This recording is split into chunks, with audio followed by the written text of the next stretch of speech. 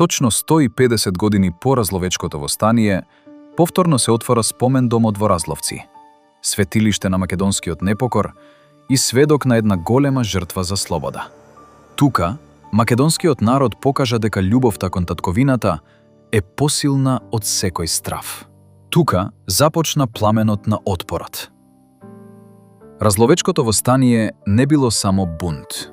Тоа било крик за достоинство, за право на свој глас, свој идентитет и своја Македонија.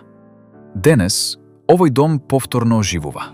Возобновен со средства од Министерството за култура и туризам, под покровителство на владата на Република Македонија, а реализиран од Националниот конзерваторски центар Скопје, спомен домот повторно станува чувар на нашата историја и аманет за идните генерации.